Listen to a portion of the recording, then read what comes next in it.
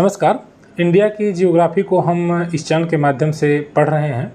आज हम पंजाब के मैदान के बारे में अध्ययन करने वाले हैं। ये जो आपके सामने मैंने मैप बनाया है, यह पंजाब का मैदान है। इसे सतलज का मैदान भी कहा जाता है क्योंकि यहाँ पर सतलज नदी का प्रवाह क्षेत्र है।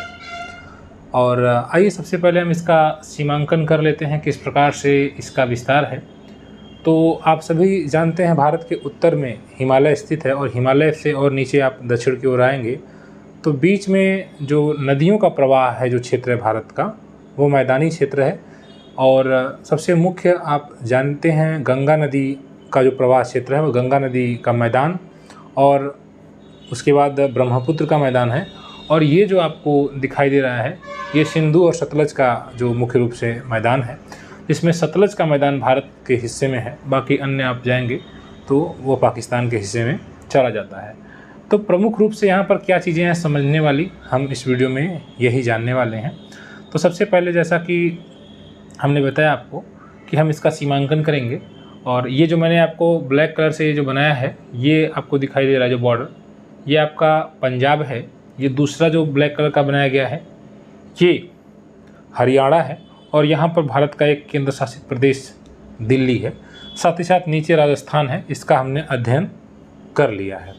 तो ये मैंने क्या बनाया है मैं वो आपको बता दे रहा हूँ। इधर पाकिस्तान है। ये जो मैदानी क्षेत्र है इसको इधर अगर आप जाएंगे तो ये उत्तर प्रदेश है। उत्तर प्रदेश में मुख्य रूप से गंगा और यमुना की जो सहायक नदियाँ हैं, जो कि गंगा की सहायक नदी है, इसका मैदान आपको दिखाई देगा। यानी कि अगर हम कहें कि जो पंजाब का मैदान है, या इसको सतलज का मैदान भी कहें, या पंजाब और हरियाणा का मैदान भी कहें, तो यह यमुना नदी के द्वारा अलग किया जाता है।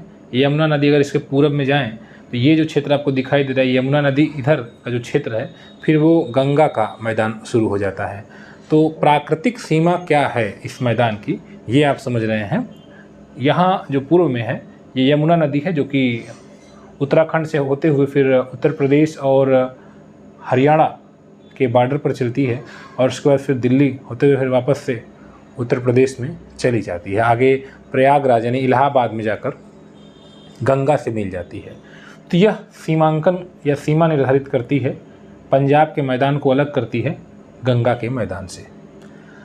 अगर हम उत्तर की ओर देखें तो ये जो आपको दिखाई दे रहा है, जब हम हिमालय क्षेत्र पढ़ रहे थे तो हिमालय की हमने 3 श्रेणियाँ पढ़ी थी, बृहत हिमालय, मध्य हिमालय और शिवालिक।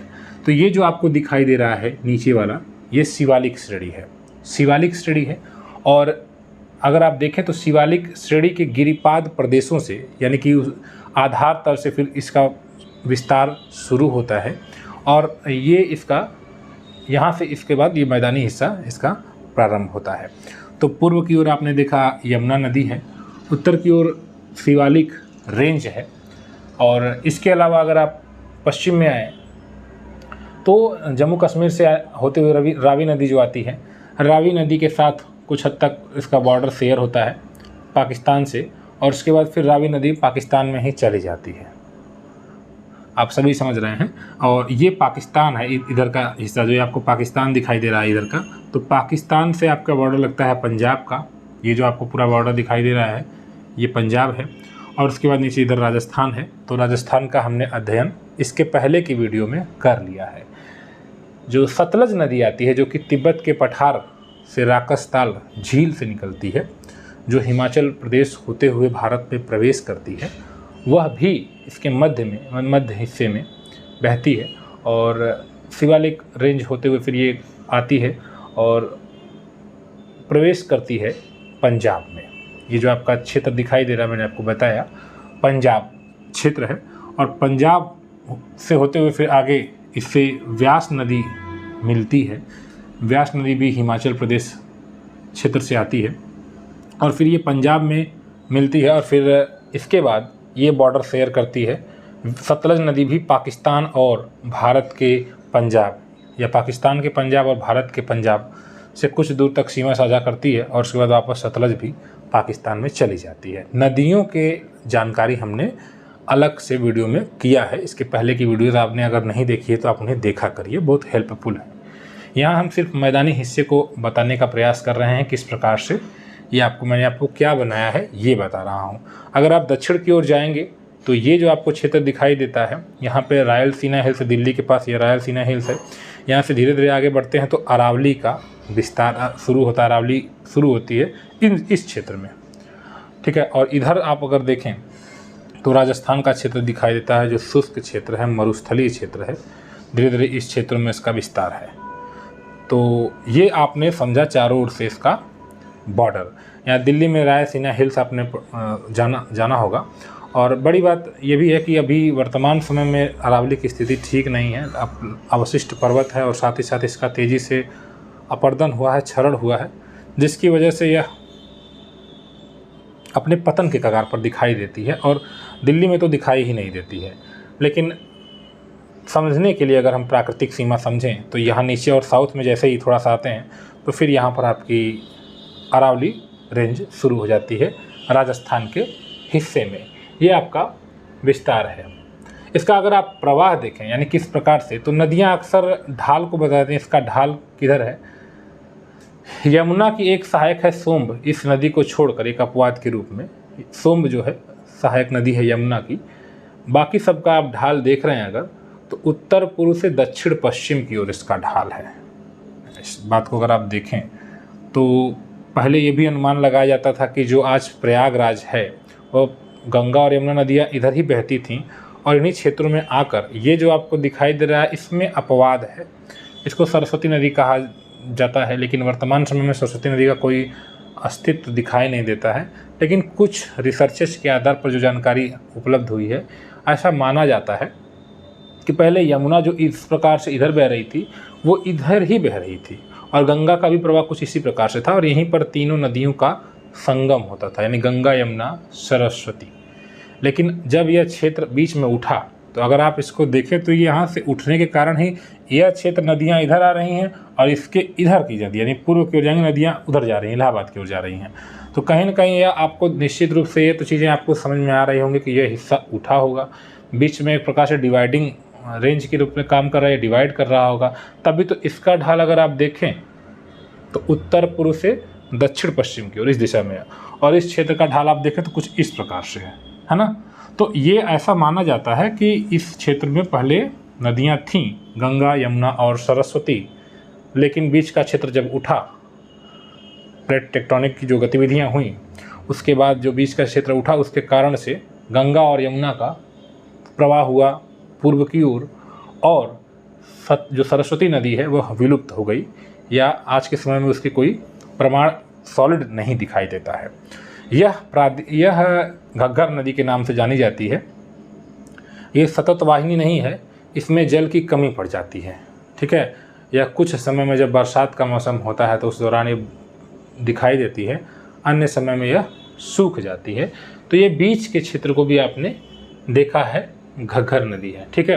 अरावली क्षेत्र की अगर ये बात करें तो अरावली क्षेत्र में ग्रेनाइट और नीच चट्टानों की अधिकता है। साथ ही साथ शिवालिक से जो नदियाँ आती हैं, शिवालिक रेंज से जो नदियाँ जैसे आपने देखा रावी है, व्यास है या सतलज नदी है, इन नदियों ये जब हिमालयी क्षेत्र से नदियाँ आती हैं तो अपने साथ पहाड़ी क्षेत्रों से जो कंकड़ पत्थर और जो खनिज लवण खनिज पदार्थ लेकर आती हैं, ह्यूमस जिसको आप कह सकते हैं, ह्यूमस भी लेकर आती हैं, ये अपने अगल बगल के क्षेत्रों में छोड़ जाती हैं और इस वजह से यह क्षेत्र काफ़ी डेवलप्ड है। कृषि की नज़र से अगर आप देखें तो यह क्षेत्र काफ़ी विकसित है, पंजाब और हरियाणा का मैदान।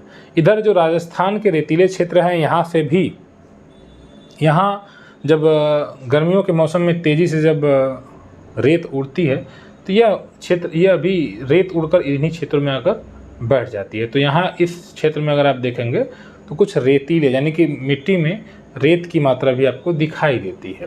इस क्षेत्र में आप देखेंगे तो आपको ह्यूमस की मात्रा अच्छी खासी रहेगी, जो कि कहने का मतलब दोनों ओर से जब प्रवाह होता है तो जो चीज़ें यहाँ की मिट्टी है वह काफ़ी उपजाऊ हो गई है, ठीक है।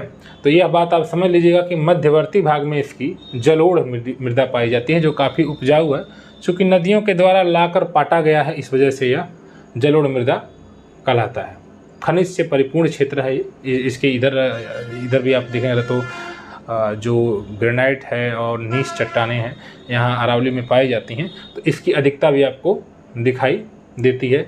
ये हिस्सा इधर थोड़ा सा उठता हुआ आपको दिखाई दे रहा है, आप देख ही रहे हैं, जो कि उठा है तभी तो नदी इधर अलग जा रही है। नदी का प्रवाह हमें यही बताता है कि ढाल किस दिशा में है। अगर नदियाँ इधर बह रही हैं तो इसका मतलब बीच में कुछ खड़ा है। इधर आपकी अरावली है, इधर आपका शिवालिक है। तो अगर आप देखें तो बीच में गर्त जैसा दिखाई दे रहा है। तो जब ठंडियों के मौसम में आपने वेस्टर्न डिस्टर्बेंस पढ़ा होगा, पछुआ विक्षोभ भी कभी कभी आता है, यहाँ पर उतरती हैं तो कभी कभी बारिश भी होता है, उसका भी एक कारण बनता है। उतरते समय नहीं, जब वो ऊपर चढ़ने का प्रयास करती हैं तो इन क्षेत्रों में बारिश कभी कभी ठंडी में आपने देखा होगा। तो कहने का मतलब ये है कि ये जो क्षेत्र आपको दिखाई दे रहा है, ये कृषि की दृष्टि से भारत का बहुत संपन्न क्षेत्र है। आप जानते हैं पंजाब को, पंजाब के किसानों को भी जानते हैं। इसके अलावा ये क्षेत्र जो आपको थोड़ी सी और भी जानकारी देनी होगी, जैसे व्यास नदी जो कि आपकी आ रही है, व्यास नदी पर ही पोंग जलाशय है। अगर आप इस जलाशय को देखें तो इनका जो जलाशय कुछ इस प्रकार से इसके समांतर है, अरावली के समांतर, माफ़ करिएगा, शिवालिक के समांतर है। तो शिवालिक नदियाँ कुछ इस प्रकार से हैं और शिवालिक माउंटेन है और उसके बाद ऊपर और लघु हिमालय है। तो बीच में जो घाटी नुमा क्षेत्र है, वहीं पर जलाशय का निर्माण होता है। ठीक है, हालांकि ये शिवालिक से और बाहर की ओर आ रही हैं, तो शिवालिक के आसपास है। ठीक है, शिवालिक के आसपास दो पर्वतों के बीच में घाटियाँ हैं, वहाँ पर अक्सर यहाँ पर जलाशय आपको देखे जा सकते हैं। तो आप अक्सर आपसे पूछा सकता है पोंग जलाशय किस नदी पर है, तो ब्यास नदी पर है। ध्यान दीजिएगा, ब्यास सतलज की सहायक है। सतलज सतलज निकल कर आती है तिब्बत के पठार से और उसके बाद हिमाचल प्रदेश में प्रवेश करते हुए पंजाब में प्रवेश करती है। पंजाब में इस पर नंगल बांध बना हुआ है। कौन सा? नंगल बांध। नंगल बांध बने होने के कारण, जैसे नदी बह रही है, बांध आपने बना दिया, तो बांध जब यहाँ पर बनाया तो इसके पहले के क्षेत्र में झील नुमा संरचना, मतलब पानी रुक जाता है।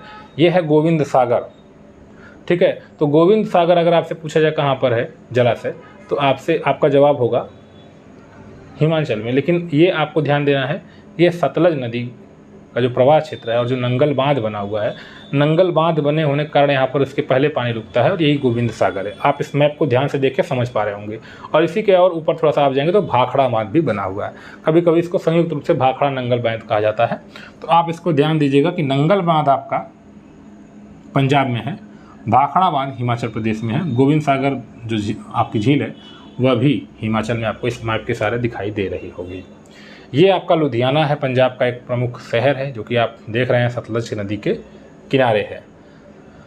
यहाँ हिमाचल में भी ये जो आपको दिखाई दे रहा है हरिके नामक जगह से जो सिंधु जल समझौता हुआ था, एक निश्चित मात्रा में जल भारत इन नदियों का यूज़ कर सकता है। तो जो सतलज नदी आपको दिखाई दे रही है और जो ब्यास, इनका संगम जहाँ पर हो रहा है, जहाँ पर ये नदियाँ मिल रही हैं, वहीं पर एक हरिके बैराज बनाया गया है। हरिके बैराज क्या है? यहाँ से एक नहर निकाली गई है, इसको इंदिरा गांधी नहर कहते हैं या राजस्थान नहर भी कहते हैं, क्योंकि राजस्थान को टारगेट करके ये नहर बनाई गई है। टारगेट मतलब यह कि राजस्थान का विकास करना, कृषि का विकास करना, यहाँ पर जल की उपलब्धता कराना, क्योंकि भारत का सबसे शुष्कतम क्षेत्र में से एक अगर देखा जाए तो राजस्थान है। हालांकि राजस्थान की सबसे महत्वपूर्ण भूमिका मानसून के आने में भी होती है, या राजस्थान का जो क्षेत्र है इसकी वजह से पूरे भारत में मानसून तीव्रता से आता है। अफसोस की बात यह है कि राजस्थान दूसरे की समस्याओं को पूर्ण करता है, हल करता है, लेकिन स्वयं समस्या से जूझता है। राजस्थान में पानी की कमी रहती है, लेकिन राजस्थान मानसून को तीव्रता से भारत की ओर आकर्षित करता है। अगर यह पूछा जाए कि राजस्थान के क्षेत्र को हरा कर दिया जाए तो इससे फ़ायदा होगा या नुकसान, तो अब आप बताइए कि अगर राजस्थान के क्षेत्र को पूरा हरा कर दिया जाए तो क्या होगा आने वाले समय में। अभी आपने देखा विगत कुछ वर्षों से राजस्थान में ज़्यादा मात्रा में बारिश भी हो रही है, उसका भी क्या कारण है आप कमेंट करके ज़रूर बताएं।